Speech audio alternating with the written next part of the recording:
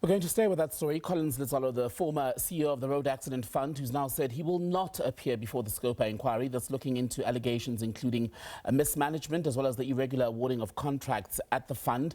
Bringing to the conversation from the organisation undergoing tax abuse, OUTA, Wayne Duvenage. Wayne, good evening. Welcome back to SABC News. So if Collins Letsoalo and his lawyers are saying that he ultimately never received summons or official notice that he was due to appear before Parliament tomorrow, does that then slam the brakes on the committee's intention to basically now have the Speaker of the National Assembly agree for it to continue with the pursuit of criminal charges against Letsoalo? Yes, I think that's what's going to have to unfold. You know, Parliament does have powers, and I think it's very clear to the public, certainly to us, that Collins Letsoalo is doing everything he can to evade being questioned by the Portfolio Committee. They've got a lot of questions to ask him, and he's doing everything he can to obfuscate that and stay out. As we've heard in the previous interview, he's going to do everything he can to try and stay away from it. But eventually he has to go. There are those powers, and they'll have to be channeled through the Speaker. And if he has to be criminally arrested, then he needs to be arrested. But this man has done so much damage to this institution, and we as the public need to be able to understand and hear exactly what happened. And that's what Parliament is there for. They cannot run away. And does the pursuit then of potential criminal charges hinge solely on proof, evidence that he did receive the summons, or that he, in fact, as SCOPA is alleging, sent the committee on a wild goose chase in terms of where the correspondence was meant to go?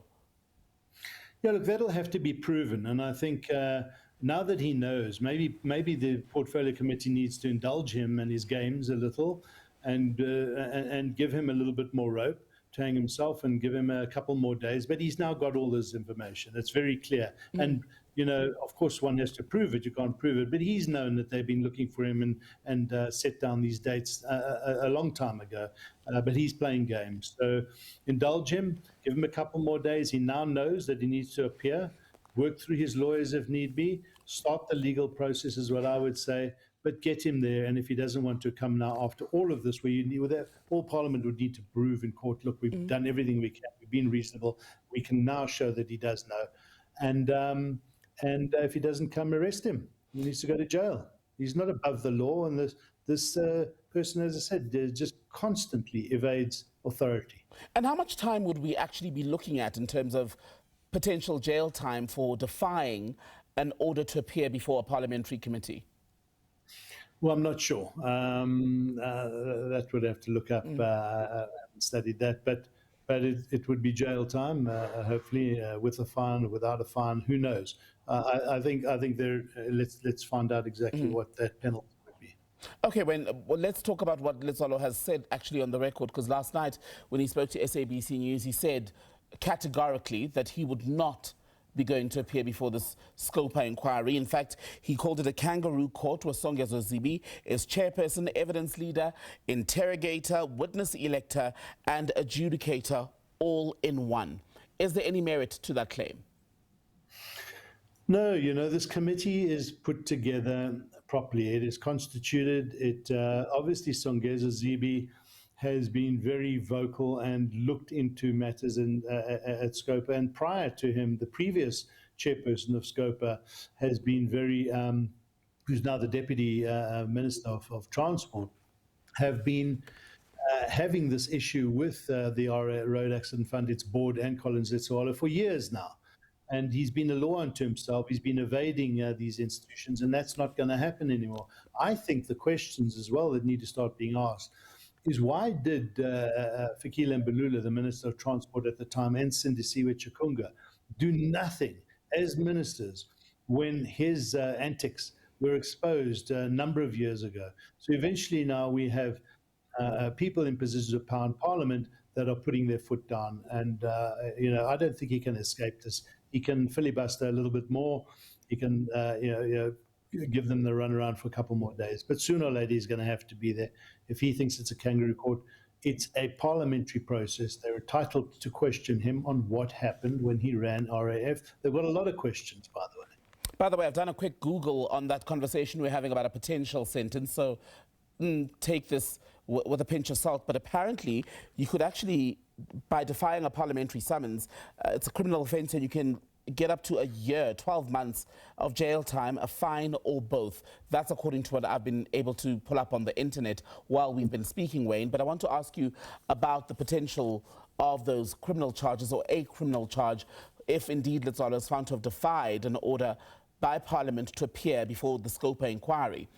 Do you think the threat of criminal prosecution will put enough pressure for him to actually participate? And are we likely to see any sort of meaningful engagement between himself and the members of this inquiry, given the way in which things have moved in the last 2 weeks? Yeah, you see, if he if he wants to slow this process down, if he wants to mess around, then he can do that. He can sit in Parliament and say, I can't remember, I don't, I've forgotten, I'm not sure. He can really mess them around, in which case it is for the public and Parliament to make some decisions on his conduct. And from there flows so many other things. I think what's also going to happen is that there are going to be criminal inquiries and charges laid, by the way, against him. But this is one part of the process.